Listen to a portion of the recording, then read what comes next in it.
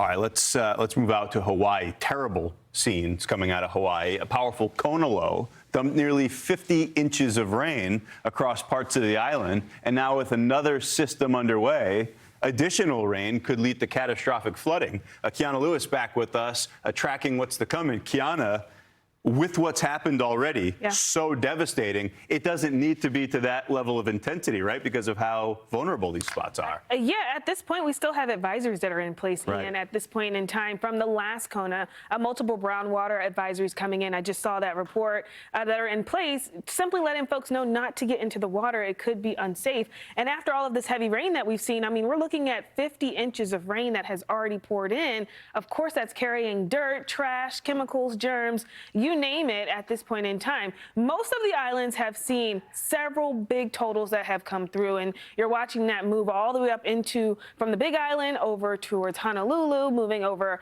Oahu. A lot of big areas that are known for their tourism have been soaked. And here we go again, the confidence starting to increase for another Kona Low that will start to develop again west of the islands. Right now, we're not complaining too much. We have some lighter showers, but again, the soils are already overly saturated from this last weekend. So now this rises the risk for some life-threatening flooding that could play out. There's so much moisture. High pressure is over parts of the southwest. That's what Ian was just talking about back towards Phoenix. Well, that's blocking this moisture from moving into parts of the continental U.S. It's moving over Hawaii, kind of streamlining the island, and that's going to be the case time in, time out. Now, we do have more Kona Lows on the way, so this ups our chances for some really gusty winds. We could see more of that heavy rain once again through some of those same very vulnerable areas, and it takes us right into the weekend. We talked about the last Kona Low playing out last weekend, so we have another big one this weekend. We had a chance to speak with the Maui County mayor about that experience. Take a listen.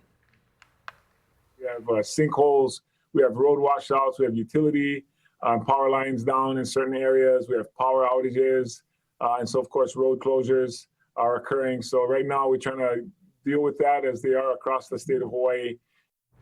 So there's still so much playing out. And as we look at the numbers here, on average, March usually only brings in about 2, not even 2.5 inches of rain. We've surpassed that significantly, getting close to about 10 inches so far with the last event. We have another 3 to about 5 inches of rain to get through. And as I mentioned, the placement of this rain is also going to be very important. I mean, we watch as you usually look at the Hawaiian Islands, and there's one side of the island that sees a lot of rain, the other that gets a little bit dry. This is what makes it different, because we do have this coming through along the leadward side, and that's usually the dry side, so that's already a hard surface.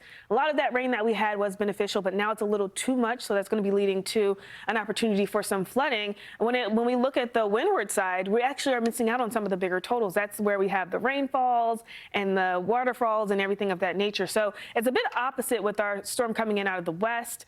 We'll watch how things kind of play out, Ian, but we do know that in the long run, this is beneficial rain. In the short term, it's a little too much, given that we just experienced this last week.